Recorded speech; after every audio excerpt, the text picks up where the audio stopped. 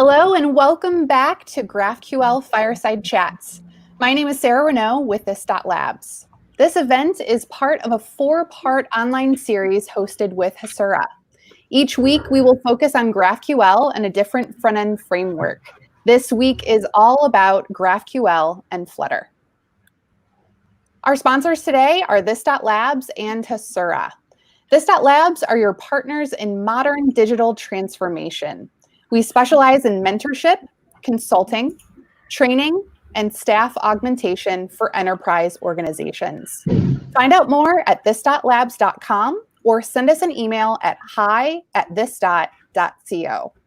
Hasura is an open source engine that connects to your databases and microservices and auto-generates a production-ready GraphQL backend.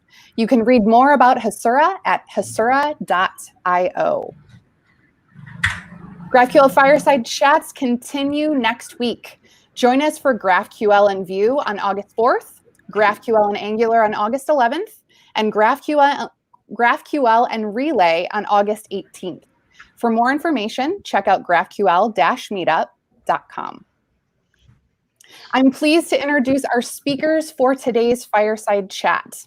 Tanmai Gopal, founder of Hasura, Chris Sells, Senior Product Manager at Flutter and Developer Experience at Google, and Ashwin Goyal, New Initiatives at Swiggy. Welcome, everyone.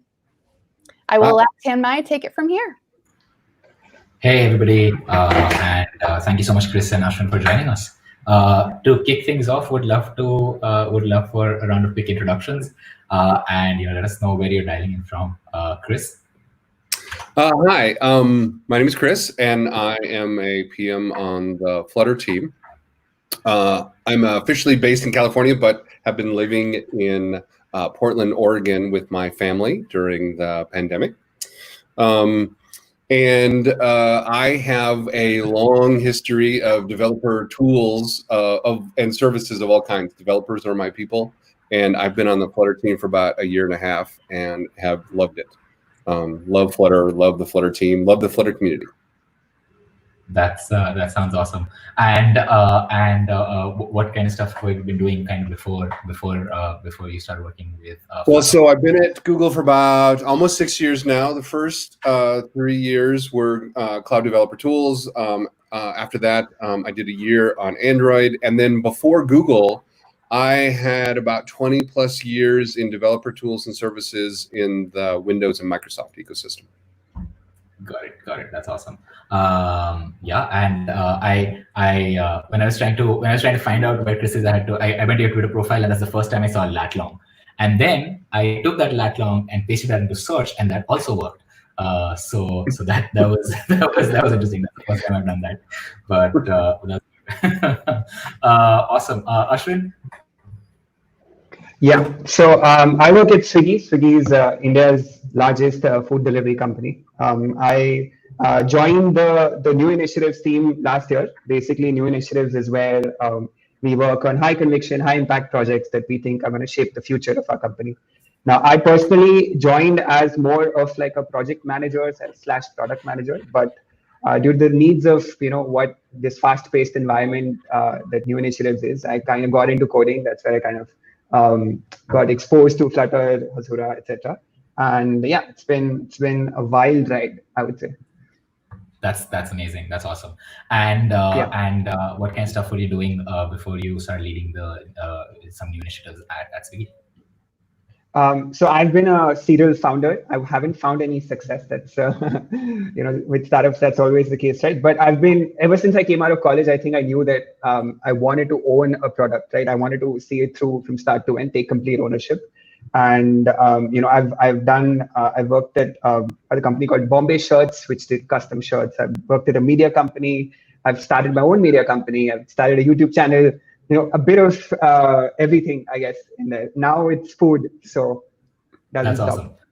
That's awesome. That's amazing. I'll do a quick introduction as well. I'm the founder at Hasura.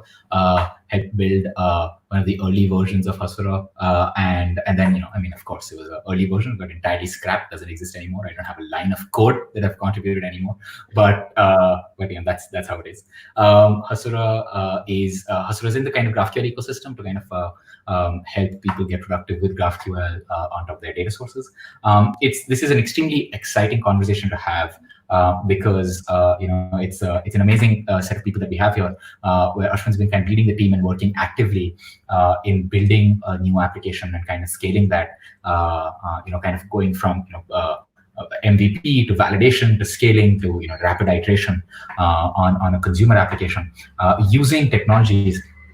And people who work with the creators of those technologies, like Chris and myself, are working on like Flutter and then Hasura and GraphQL. It's going to be an amazing, I think, discussion. We chat a lot about just kind of understanding Flutter and GraphQL and Hasura and stuff like that over the course of this conversation. So Ashwin, I mean, kind of maybe to kick things off, Ashwin, if you could describe kind of what this what the application that you kind of that you've been building is, and then also kind of what that stack is. And how you folks thought about choosing that stack when you were getting into it. What were the kind of options you were evaluating and thinking about?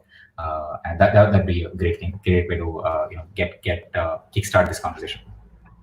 Sure. So first, regarding the application itself, right? While we've not talked too much about it in public, that's how we tend to treat our new initiatives, where we want to give it a fair chance, right? Saying that we don't want to bias the audience by saying it's a part of a large company's product, because then it may negatively or positively impact.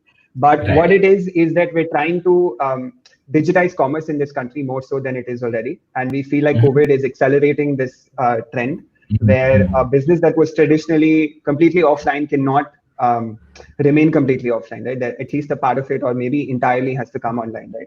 And the tools that exist today, we feel don't do justice to a person who's coming online for the first time. So we want to build tools that make it a lot easier. Now, to this end, because the vision is so massive, right? We expect there to be multiple actors in this this app. There's going to be a business, there's going to be the consumer, there may be us, there may be other integrations, etc. Right? We expect this app to be super difficult to build. So obviously, the idea is that we break it down into parts. The first part was obviously validating whether something like this makes sense to build at all, right? And to that end, we chose Flutter because honestly, the first 3 developers we onboarded said we like Flutter. Right? Simple as that. We were optimizing for developer happiness. They said we want to use Flutter, and I'm like, if that's what you're comfortable with, then awesome. And Hasura, honest to God, was just a placeholder. We said that, hey, we'll code the server later, right? So until we code the server, we need something, right, to store data, and we're going to use Hasura as that placeholder. And I think 1 month into it, when we were about like, our deadline was 30 days away. Someone's like, why do you want to recode everything we've already done, right? And at that point, we're like, okay, maybe for the first version, we'll use Hasura, right? And we'll come back. Because no one was convinced that something like this could be a production-ready product, right? Correct. Of course, we've changed our mind since then. But yeah, back then, it was just like going with the flow. Yeah, I guess that would be a good start.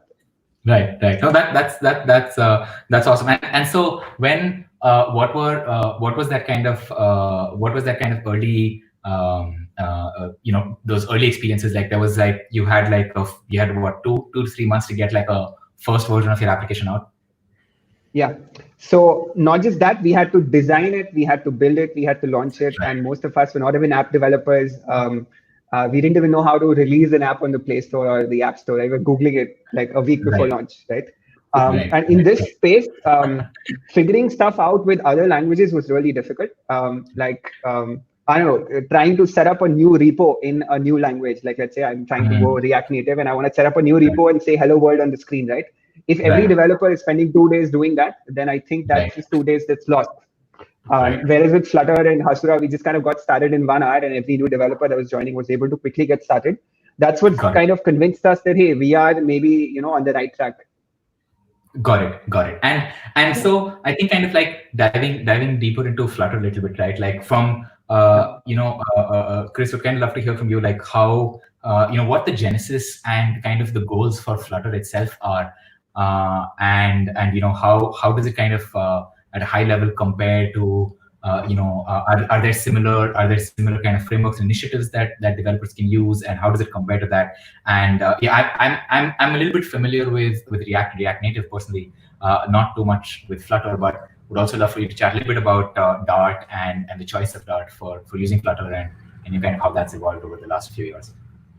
Sure. So Flutter came from an experiment. You probably have heard about 20% time inside of Google, but the idea here is that Google engineers are encouraged to experiment with things, with ideas. They have some crazy idea, and so in this particular case, the crazy idea was some engineers working on the Chrome team who looked at the rendering engine and saw 20 years worth of legacy and if statements and special case code, and they thought, hey, what happens if we just strip all this out?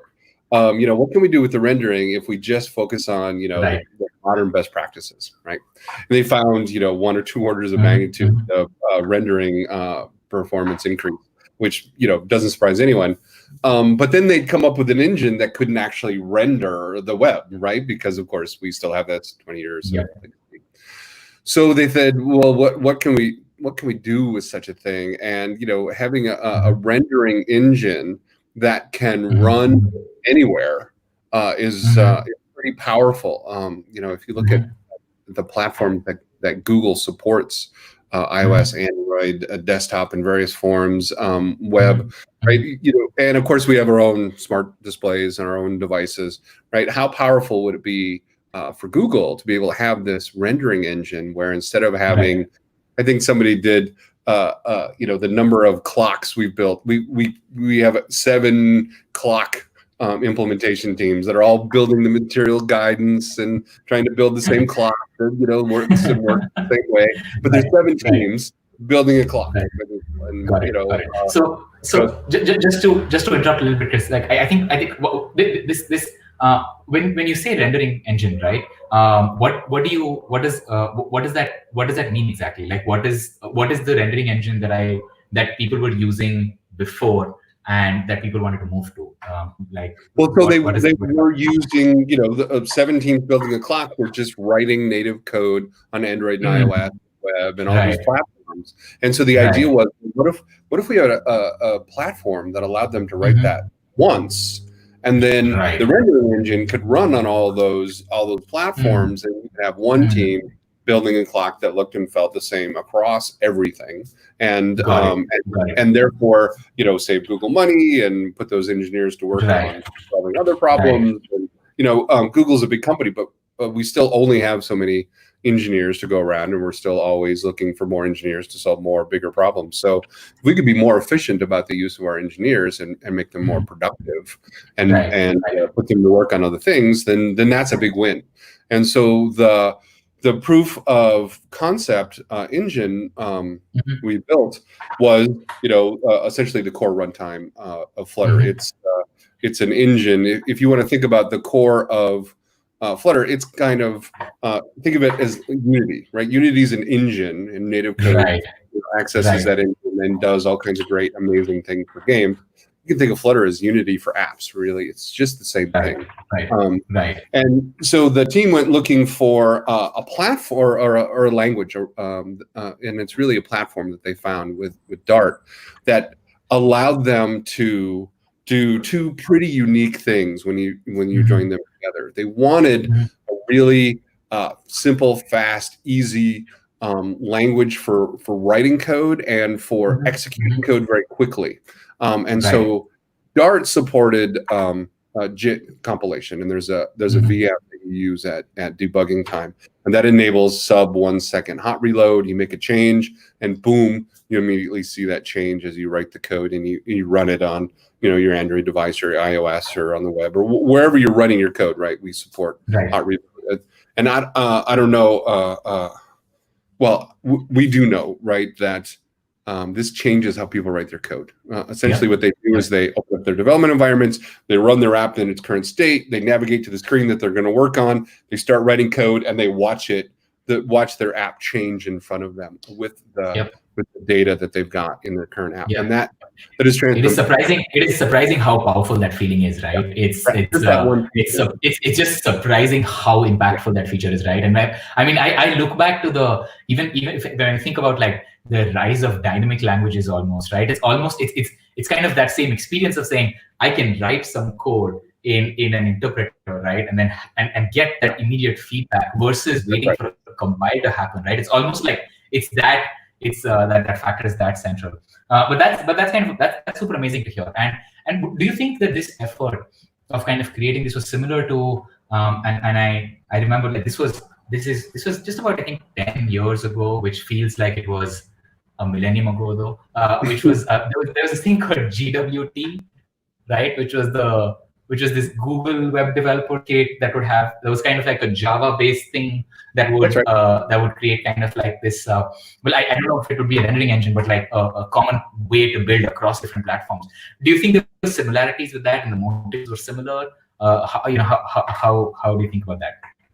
Yeah, it's interesting. GWT had similar goals, which is to provide a statically typed language that provide high developer productivity, but then to target the native platform, right? They generated JavaScript to target the native platform that they were targeting, which was the web.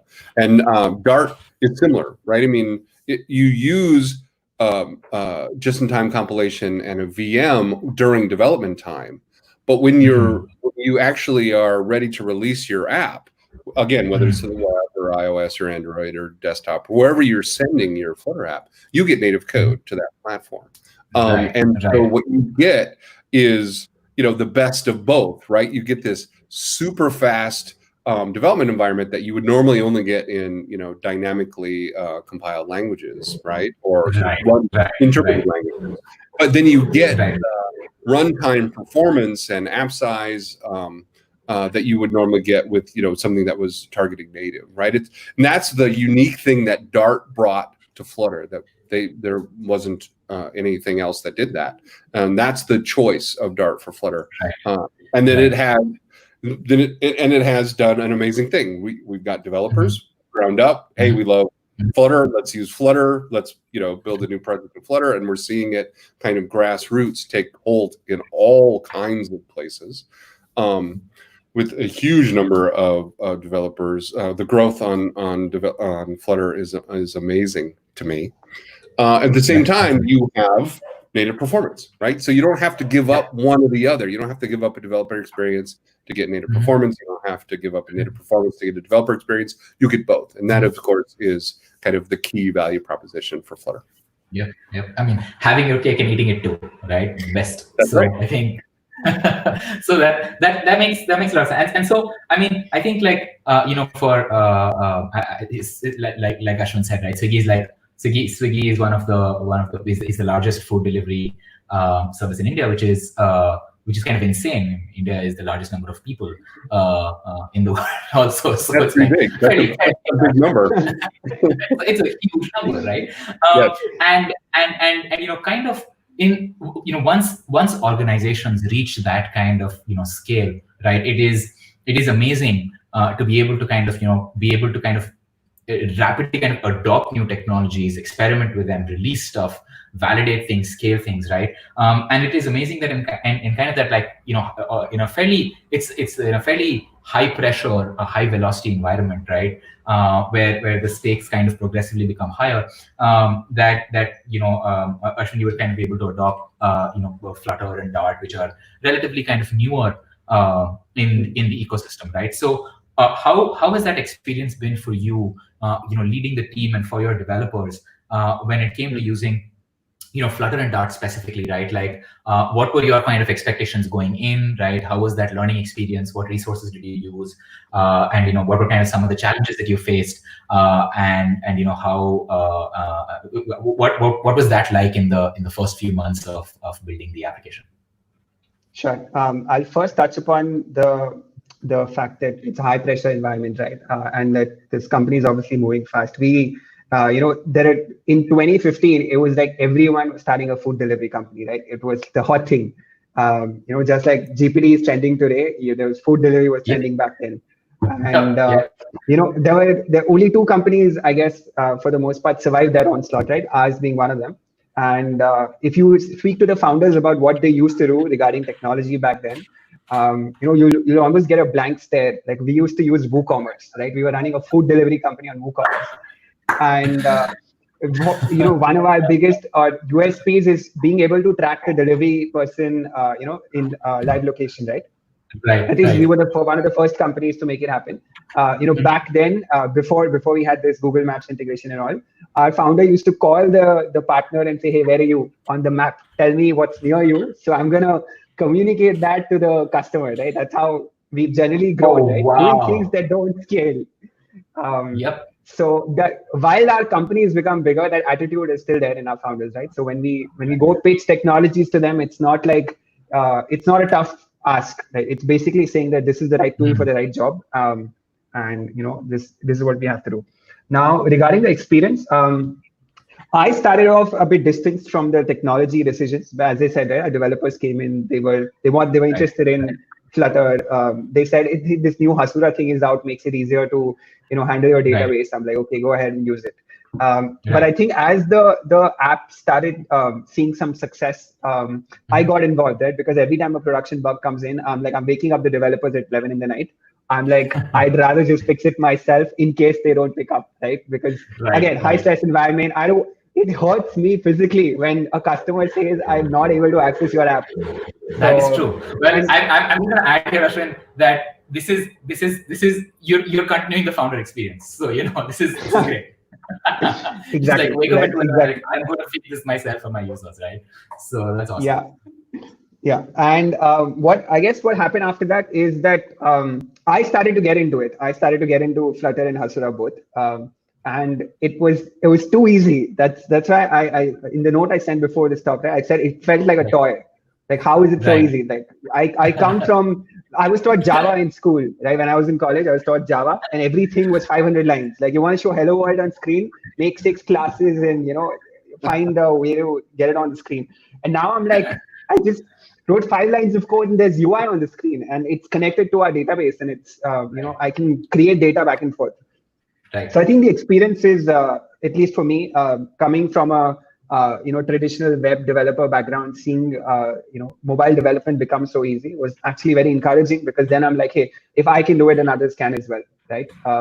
And even though one of the key things that non-tech people bring up, leaders in our organization bring up, is that, hey, if you're going to use new technology, you're going to find it difficult to hire people, right? Because the technology has not existed for long enough for there to be experienced people, right? But that is made up for the fact by somebody like me being able to go from nothing to an experienced mobile developer in like 2 months. That convinces everyone that, hey, even if there's not experience yet, we can get people on board that are generally good at programming, and teach them this amazing stack and get them. Right. That makes sense. And what was that? What was kind of the the Dart learning experience for you like? Right. What was what worked for you? Did you just kind of dive into code? Did you go through did you go through tutorials, or did it flow? How would you compare it to like the learning experience of getting started with something like a JavaScript based thing or something else? I think with JavaScript, there's a lot of gotchas, right? Like, you start coding and something doesn't work, and generally what you assume is that it's your fault, right? As the developer, because you're new, right? Something must be amiss with what you're writing.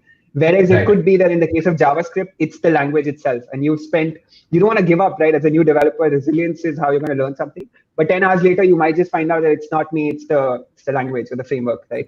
And that's a very bad experience. And then you don't know whom to trust. Should I trust myself to be resilient, or should I trust Stack Overflow? Because like array plus object is equal to null.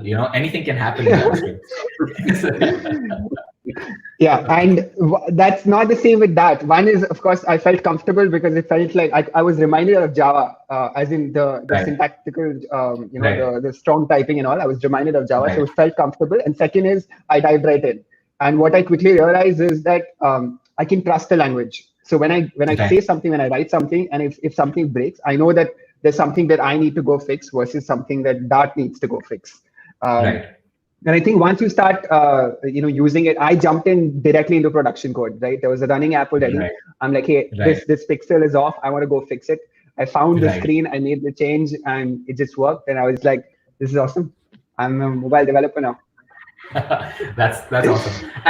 And so, one of the things that's very important especially as we look at the last few years of mobile and web development, right? What has been critical is the ability to kind of be able to kind of build on top of what the community is doing, right? Like to be able to reuse UI widgets or to be able to use libraries, right, that other people have written. And that one of the big reasons behind why JavaScript as a language is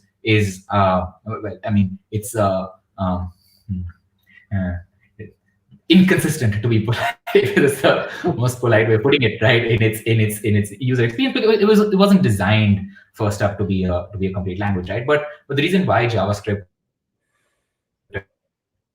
TypeScript, and things, why JavaScript are becoming so popular is because of that ability to incrementally kind of move to something better while still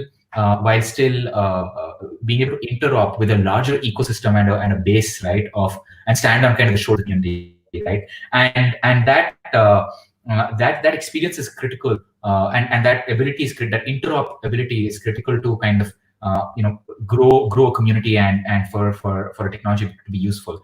And so Chris, when you've thought about like Flutter and the choice of Dart, has that impacted your thinking at all? And then how do you think about what if I want to reuse a native library, or there's a new native functionality that comes out that is very specific to iOS or Android, right? When you think about that interop experience with Flutter, either for Flutter and native, which is one part, but also for maybe Dart and another language that I want to use alongside, right? What is that story like? What has that been like? And what is that moving towards in the future?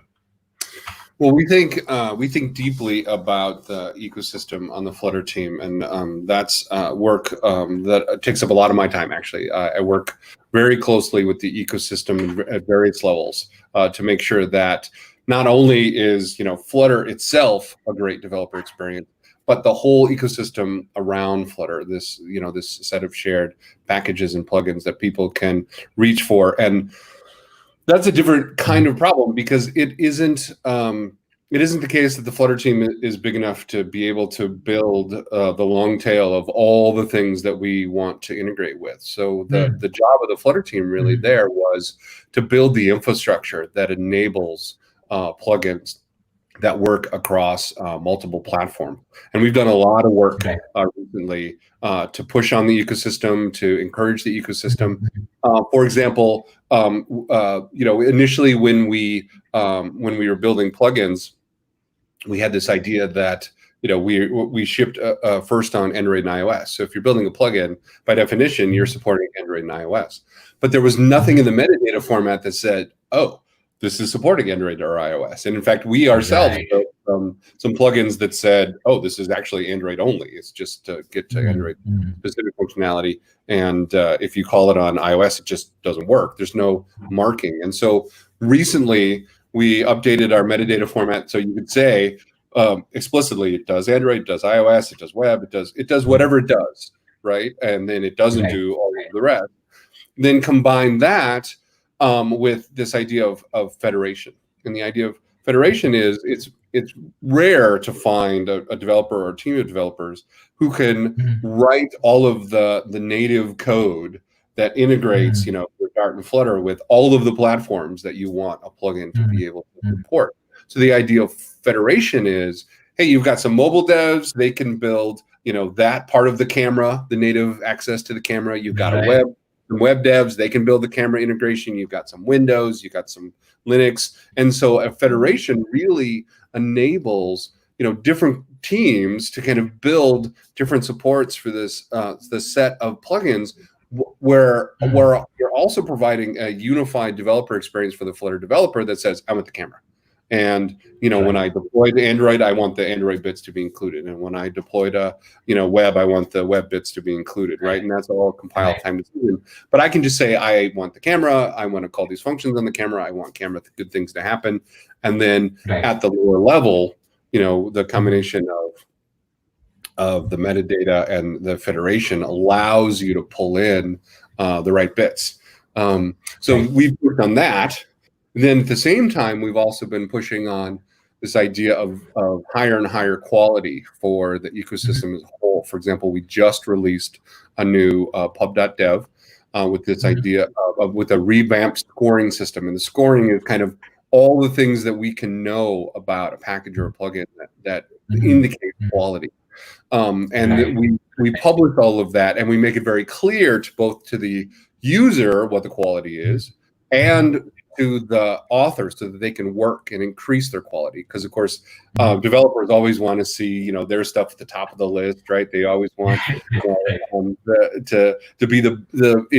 the best. So that we make those scores public so that they can kind of continue to push on their quality and increase their quality. And then at the very tippy top, we pick off the general purpose ones that are just high quality across the boards, and we have a program the Flutter favorite program. And the idea is that we actually do code reviews, we look at the usability, we read through the documents, documentation and the samples, and we say, oh, this one is exemplary, or this is, this should be at the top of everyone's list. And all of that, right from the the infrastructure of the package manager itself and the command line tools and the metadata format and the federation and the website for discovery and scoring to include quality and the Flutter favorite program. That's all about pushing the ecosystem to be higher and higher quality. And what we actually see is something that's very unusual in ecosystems, in my experience, that while the Flutter ecosystem continues to grow by leaps and bounds, every time I look, the number is higher. Last time I looked, we had more than 10,000 Flutter compatible packages and plugins, which is huge. I mean, that's an order of magnitude more than a year ago. At the same time, we actually see the average quality of these packages go up. Right? You would expect the average to go down, but the top end to go up. But that's not what's happening. The average is in fact going up, which is amazing. Yeah, very healthy sign for a growing community, right? So that's great. I think. Right. So I think that makes a tremendous amount of sense, and I think that's great to hear as well. And I think what do you think are the, like, if you think about kind of this style of this kind of this hybrid development style in general, right? Like if you had to summarize in a few sentences what the key kind of differences are for people who are new to Flutter who are listening in, right? Like what are the key differences in the philosophy or the approach and maybe the value benefit when compared to things like you trying to use using other kinds of hybrid approaches to development, and especially on the interop side, right? Like suppose I just have to use this native package for which there isn't a Flutter federated package on it, and I have to use this in my team. What does that experience look like, and especially how does it compare to where the ecosystem is today on hybrid frameworks?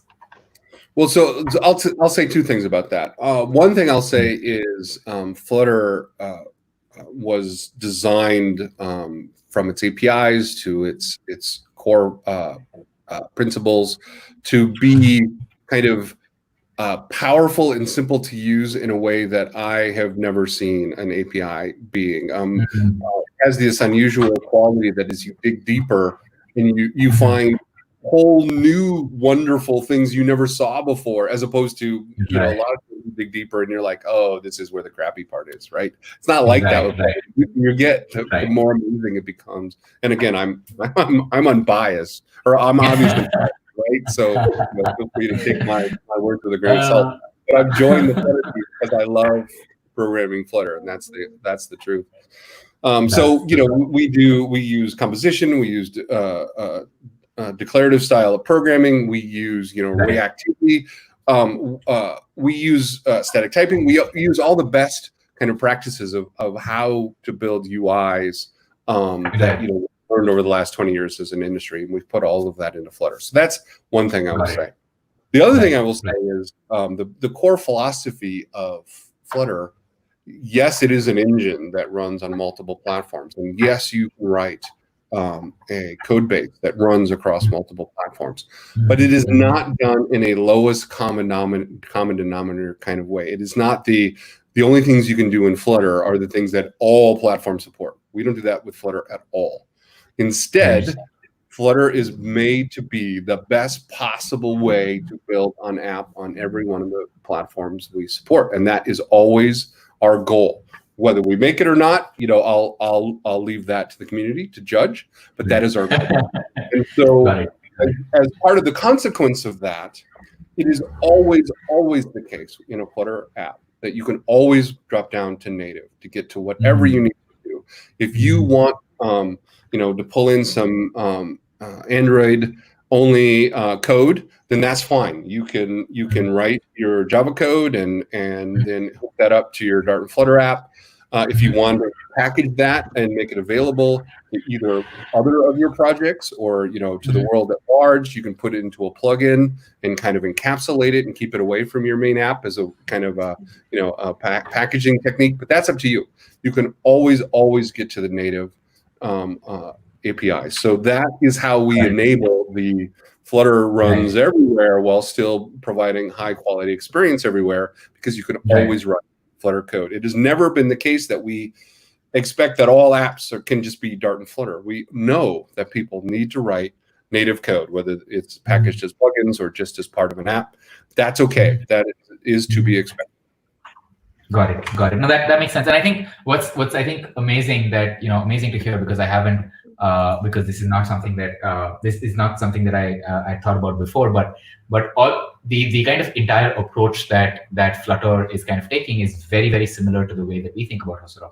When you think about federation, for us, native platforms are data sources, and you think about what we do is the Hasura approach is when you have this kind of GraphQL API.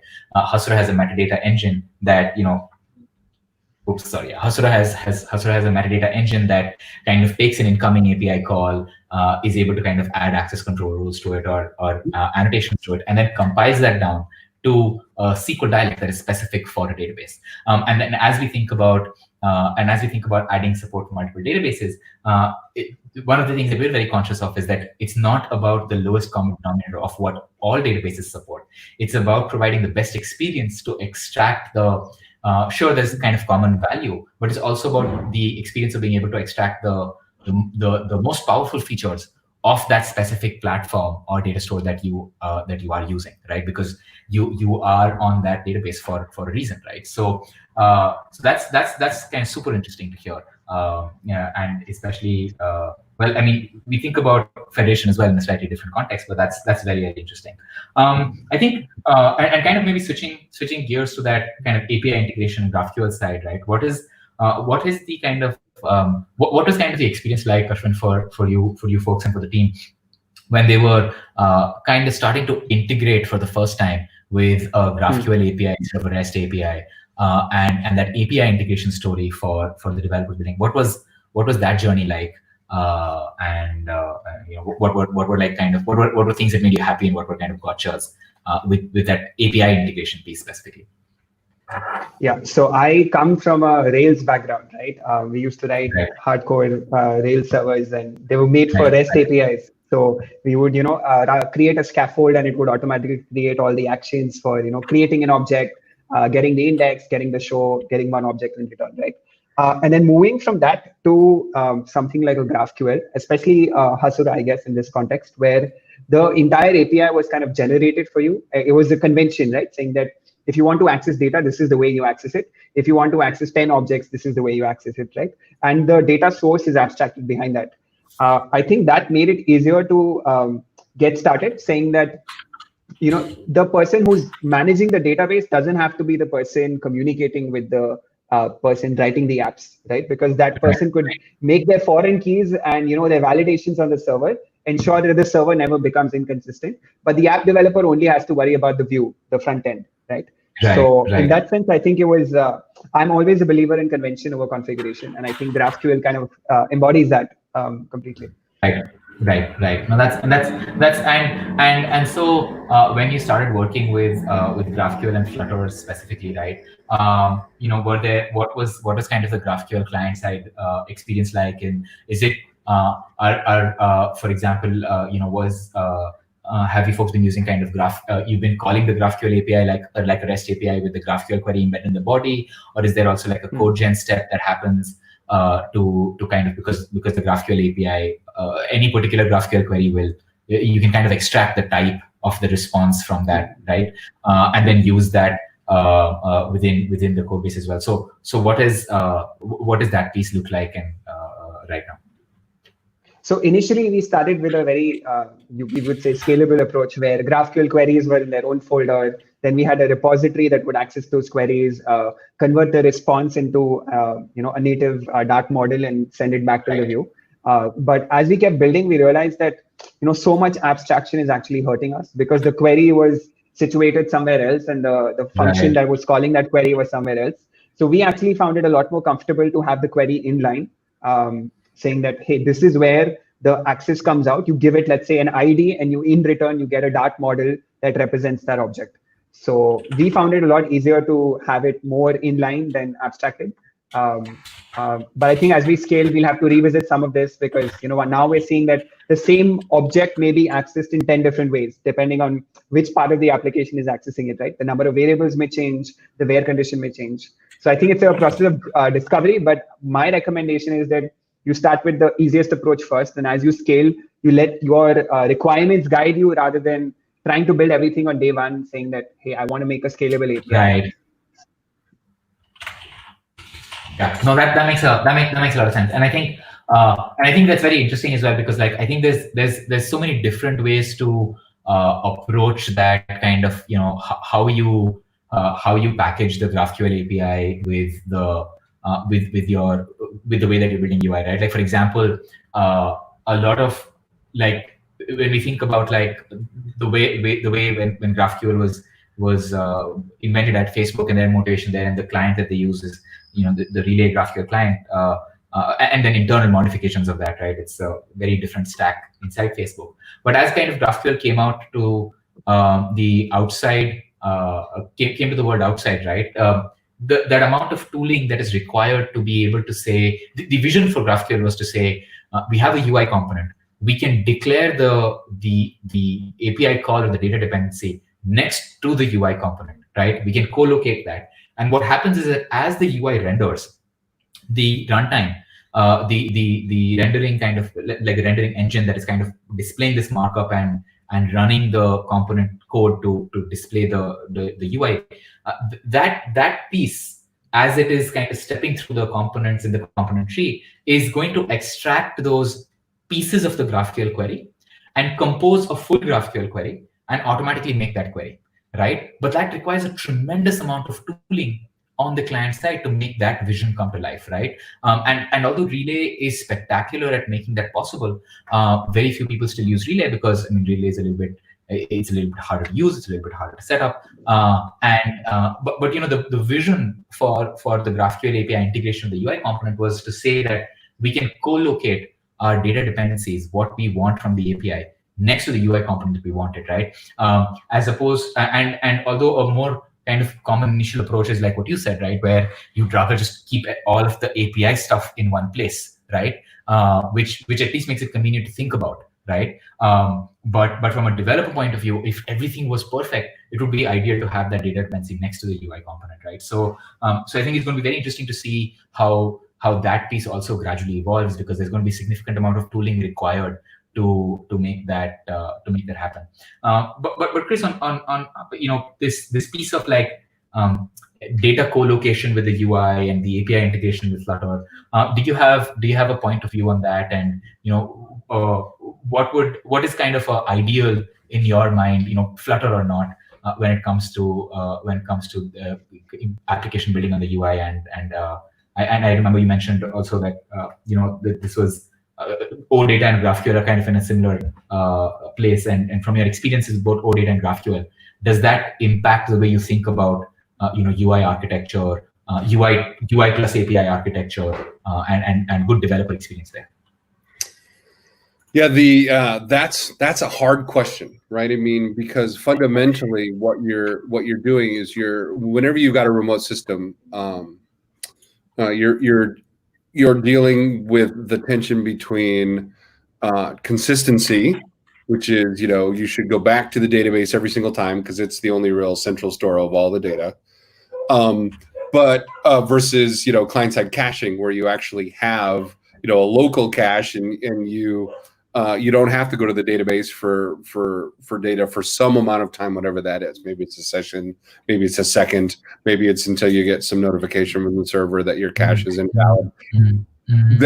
Those are hard problems to solve. They just are. I'm a fan of the repository pattern as a way to provide a layer between all of those kind of client-side caching and that kind of idea of, hey, anywhere in the app can just go to the repository and get what they want. Here's some query or ID or whatever they need, and then there's a layer that implements the app-specific, caching and consistency logic.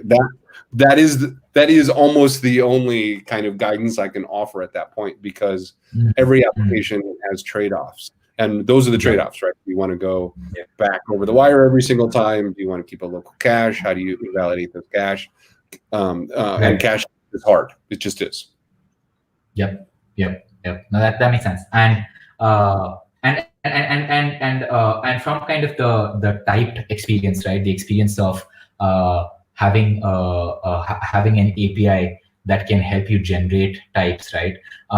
What do you think the kind of opportunity there in the GraphQL and Flutter ecosystem is for client-side tooling, right? Like, where is it? Do you have a sense of where it is today, and where you would like where you think that it can move, and what kind of some good wins for developer experience are on that side, right? In the sense of if I can have like this API client, I can have this API integration, I can do some kind of code generate some models automatically, help me bootstrap that repository layer that I'm building internally, with efficient kind of type bindings through the system, as in a way that's as automated as possible.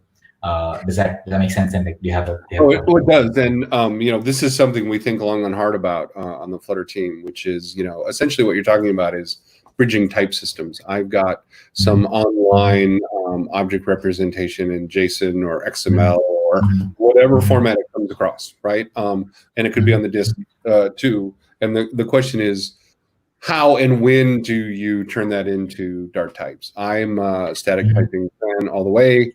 Every time I'm passing strings around to offset properties and objects, I know I'm doing something wrong, right? So I'm a fan of automating as much of that tooling as possible. We don't provide support for reflection in Dart on purpose because it makes it super hard for us to optimize your Flutter app and bring it down to the smallest possible side, right? You have to, as soon as you leave reflection in, now you've got a whole other runtime type system that needs to be able to execute dynamic code at runtime, and it's just a whole other thing, right? So we have done that trade-off where we take reflection out on purpose so that we get the smallest, fastest thing that we can get.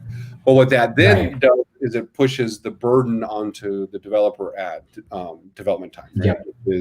Hey, I don't have the type information at runtime, therefore I have to use the type information I have at development time, which often involves, hey, there's that type system over there. I'd like to integrate it into Dart. Let me take the metadata I've got, whatever it is, generate type safe wrappers, and so at runtime, you hope for the best.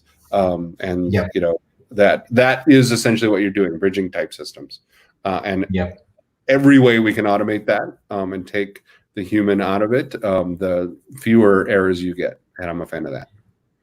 No, that makes sense. And I think Ashwin, on your side, how is that kind of GraphQL and Flutter tooling been for the team? Are there hopes and expectations that you have in terms of improvements and things that can be done there? What has that experience been like?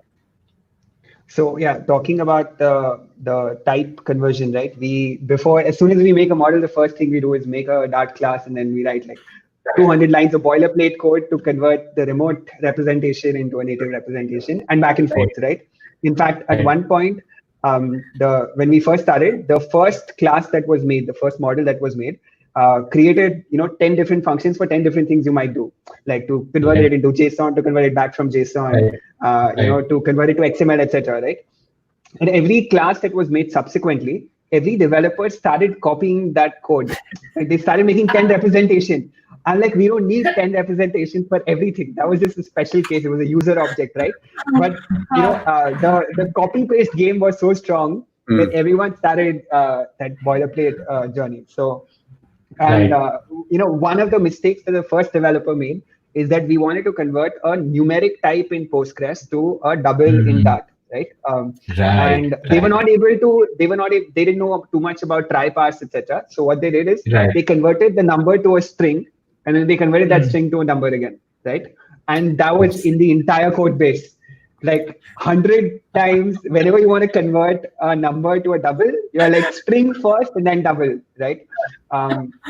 So yeah, it's slightly painful when I saw that for the first time. I'm like, what are you guys doing? Right? It's like he did it first, so I've just copied it. Right. But I think yes, as we go along, what we're seeing is that the UI models are not too.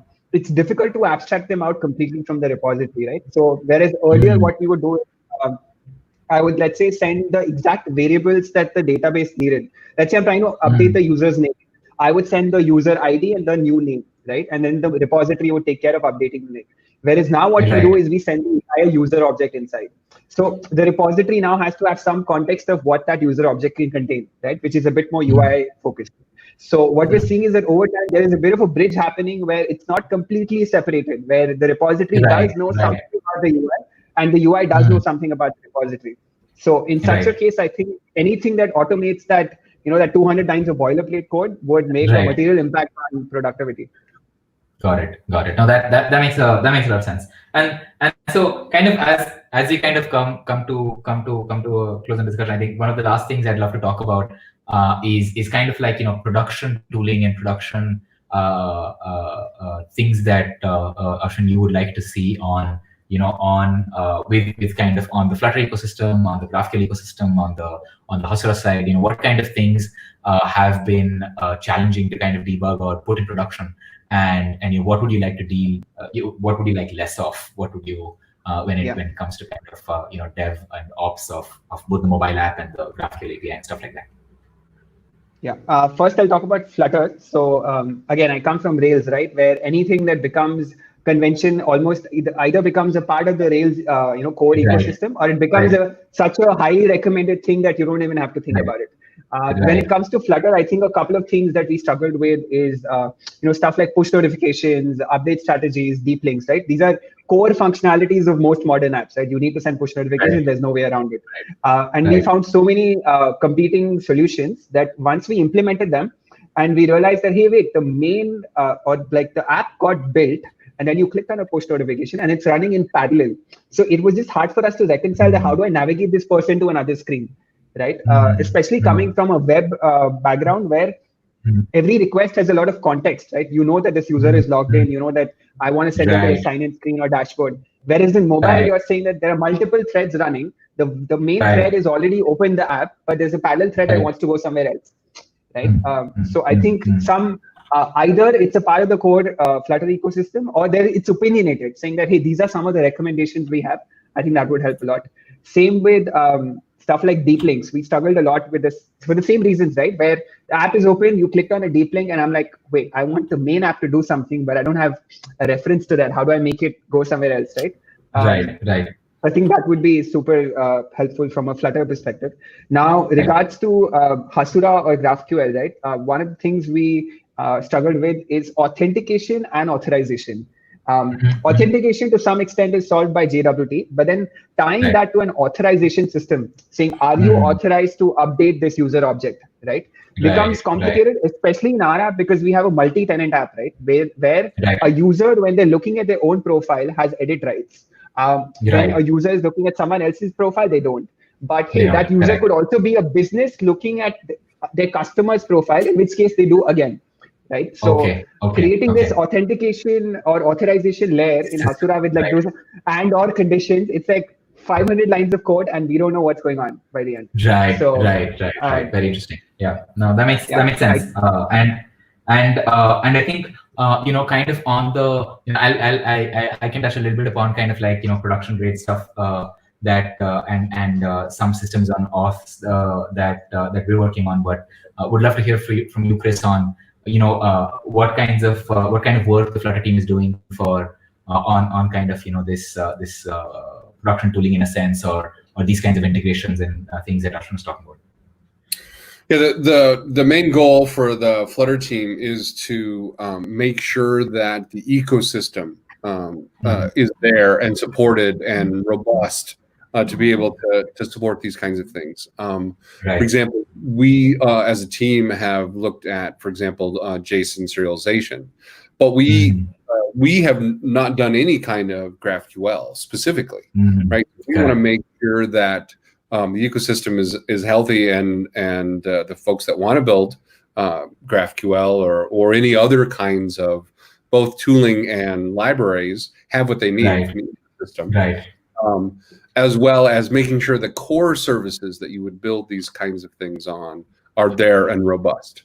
And that's how we think about the Flutter team role, because again, there's just no way for us. We just can't scale to build all of the long tail of what you would need, and we don't try. Instead, we make sure we have a solid infrastructure. Right. Makes sense. And in kind of like the evolution of Flutter and I guess maybe Dart as well. What are things that you're looking forward to in the next towards the rest of 2020? Maybe more. Can you make 2020 brighter for us? Well, gosh, that's a big role. I'll throw no pressure.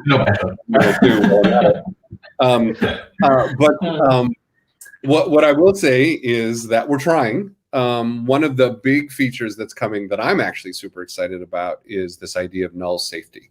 Right now, the type system of Dart by default, if you have a variable, it's a string, it's an int, it's an object, it's a user, whatever it is, right? It can be nullable by default, right? So that value could have some numeric value or an instance of a user, or it could be null. And that's the $1 billion mistake, right? That leads to all kinds of problems, null reference exceptions, et cetera, et cetera. So we are busy right now doing a big change to the language to add null safety and null soundness, with the idea that and a bunch of migration tools to move all the existing code forward and being able to mix and match, right? Code that hasn't been moved to code that has been moved. But this idea that the syntax of the language actually changes, in that if you say string or int or whatever, it is no longer null. The compiler says, hey, you're trying to assign a null to a thing. It's not null. What are you doing? That's not okay. And all the implications of that, one of which is being able to increase the performance, decrease the size, because all those runtime null checks can now go away. Right? Now, there are places in this, when I say the syntax of the language changes, we add the kinds of syntax like a question mark that says, oh, this is nullable. It can be null. In which case the compiler puts those checks in, but only for instances of that type. So it's much smaller impact on your code overall. And there's all this code you've got littered throughout your code base that says assert not null, assert not null, if null, you can just throw it away. You can just bake it into the type system, throw all that code away, and your code just becomes more robust. I'm super excited about that. We're at phase 1 right now, which is it's available in preview at the Dart level. We've moved a bunch of the Dart libraries. We're moving towards phase 2, where the Flutter engine itself and a bunch of the Flutter plugins are moving to support null safety. And at that point, you'll be able to try it in your Flutter programs. And ideally, by the end of the year, we'll just say everyone should just be null safe right now. Move all your code. Here's some tools. Go and all Dart and Flutter code just gets better, which is fantastic. And if I can say that the most used function in our entire program is called is not null, empty, or false. Right? We're just trying to, everywhere where we expect a value, we're like, hey, first put this wrapper around it just in case, for whatever reason it became null. Yeah, exactly. That's how everyone kind of does. You're actually more disciplined than most programmers I've met, right? That actually have such a function that you apply on a regular basis. Most code is just littered with that assumption it won't be null, and Sometimes you get assert not null, and sometimes you don't. And yeah, so Yeah, we're working to do a much better job.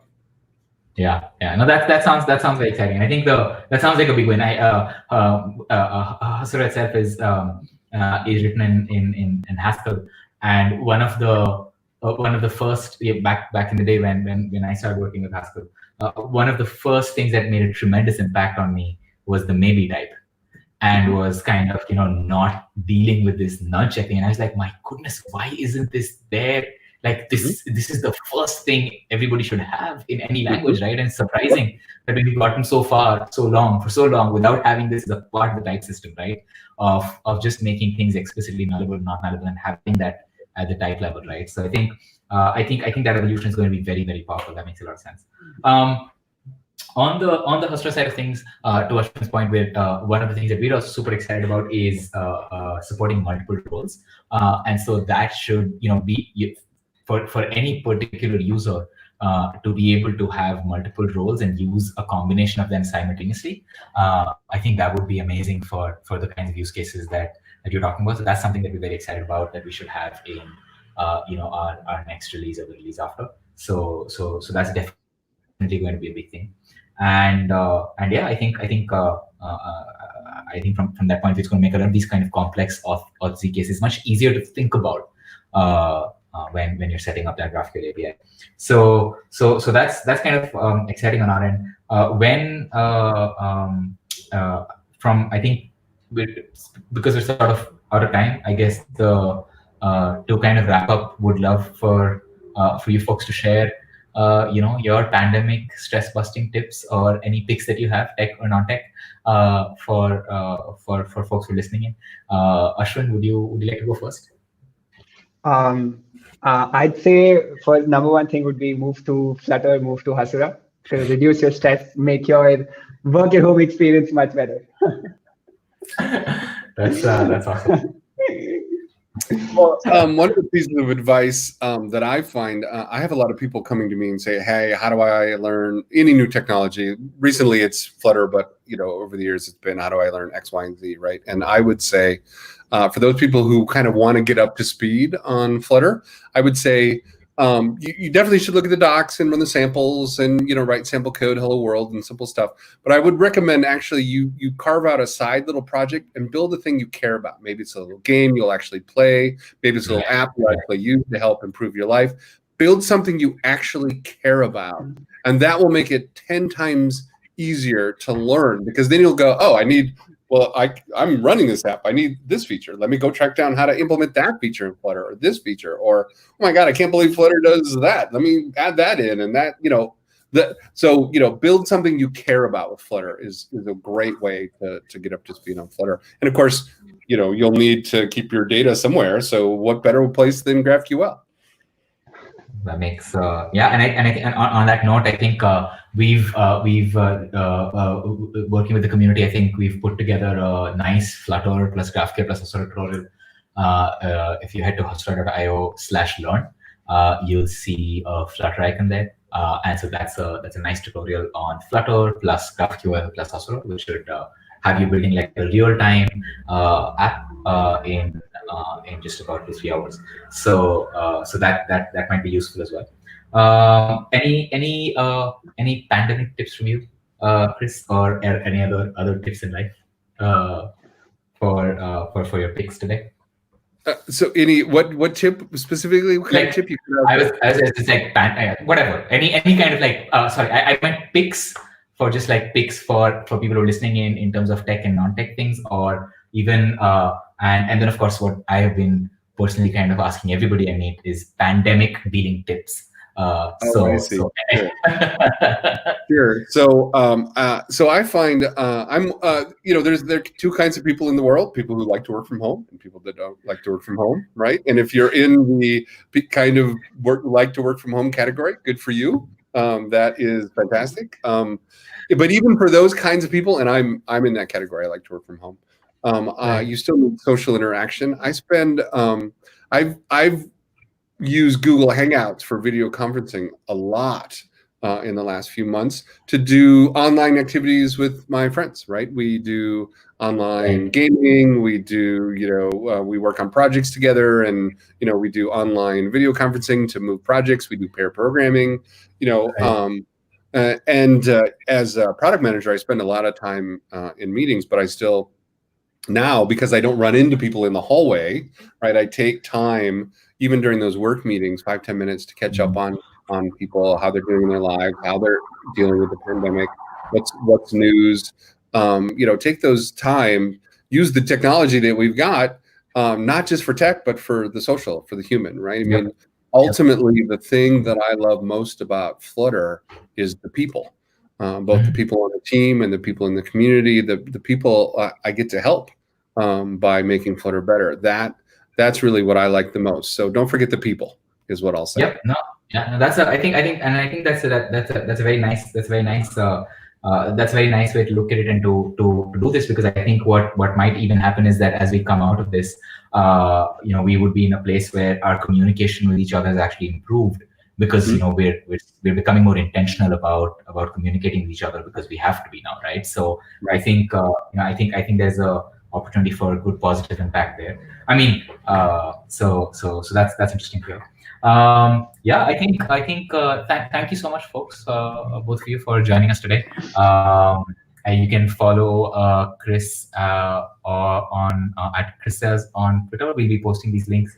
I'm at Tanmai Go on Twitter as well. Ashwin, do you hang out on Twitter, or what's your Twitter? I'm stealth. Wise choice. Wise, stay away. Wise choice.